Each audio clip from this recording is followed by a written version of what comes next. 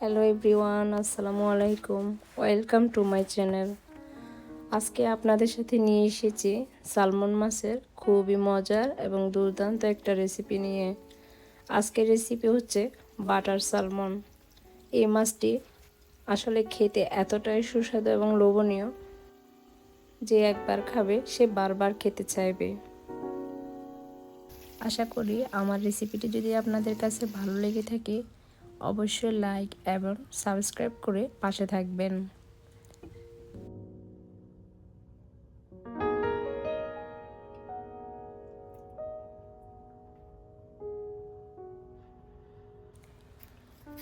রেসিপিটির জন্য আজকে আমি 3 পিস সালমন মাছ নিয়েছি। তাতে কিছু আস্ত গোলমরিচ, সাদা এবং কালো গোলমরিচকে ভালো করে ক্র্যাশ করে নিয়েছি। সাথে পাউডার করা কিছু আধা চামচের মতো গোলমরিচ দিয়ে এবং কি হাফ চামচ লবণ দিয়ে ভালো করে মেখে নিতে হবে।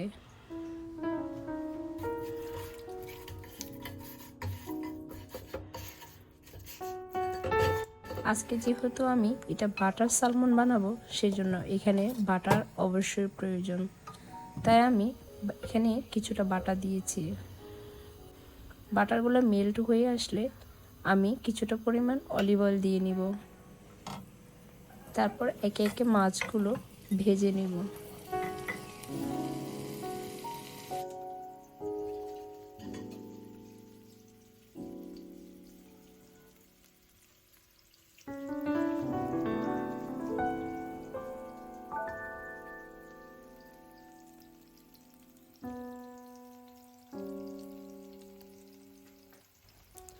মাছগুলো এক পিঠ ভাজা হয়ে আসলে মাছগুলোকে ও পিঠ উল্টিয়ে দিয়ে ভালো করে ভেজে নিতে হবে।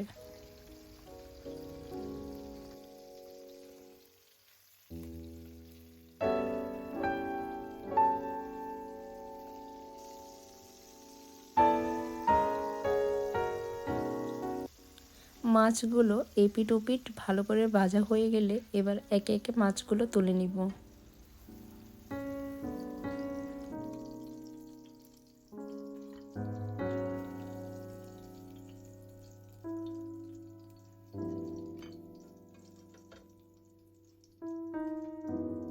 মাছগুলো ভাজা হয়ে গেলে এরপর তেলের মধ্যে হাফ কাপ পেঁয়াজ কুচি এবং 2 টেবিল চামচ রসুন কুচি দিয়ে ভালো করে নেড়ে নিতে হবে।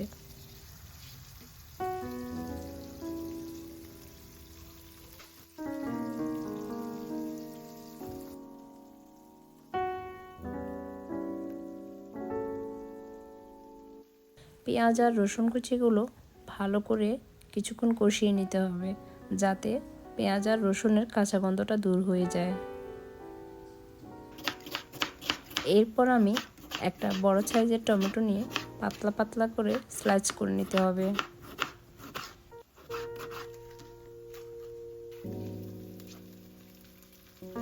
এরপর স্লাইস করে রাখা টমেটো কুচিগুলো প্যানে দিয়ে ভালো করে কিছুক্ষণ নেড়ে নিতে হবে।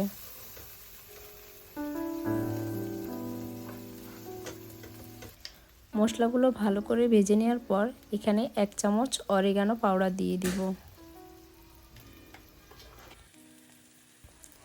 এরপর এখানে হাফ কাপ পান্না কুশিনা অথবা যেটা রান্না করা হুইপড ক্রিম ওইটা দিয়ে দিতে হবে।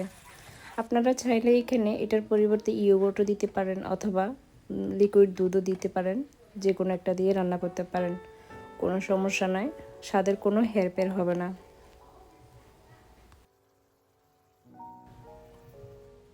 উপকরণগুলো ভালো মতো ফুটিয়ে আসলে একটু জাল হয়ে কমে আসলে এরপর একে একে মাছগুলো দিয়ে দিব। মাছগুলো দিয়ে অল্প আছে ভালো করে মাছের ভিতরে যাতে মশলাগুলো ঢুকে যায় সেজন্য অপেক্ষা করতে হবে। একটা ঢাকনা দিয়ে ঢেকে দিয়ে 10 মিনিট মৃদু আঁচে রান্না করতে হবে।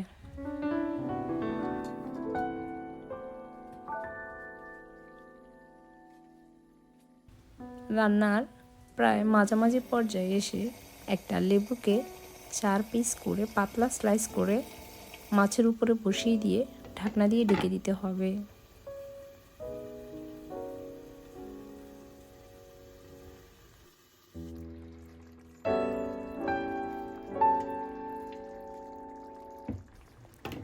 আর ভালো করে 5 মিনিট একটু লো আঁচে রান্না করলেই হয়ে যাবে মাছটা রান্না।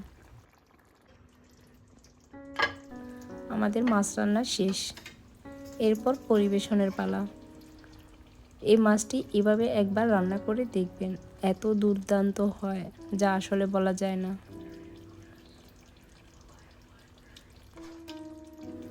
তবে হ্যাঁ, আপনারা দেরি করবেন না, যখন রান্না করবেন সাথে সাথে খেয়ে নেবেন, তাহলে মাছের একটা আলাদা টেস্ট পাওয়া যায়। ঠান্ডা হলে এই মাছ খেতে ততটা ভালো লাগে না।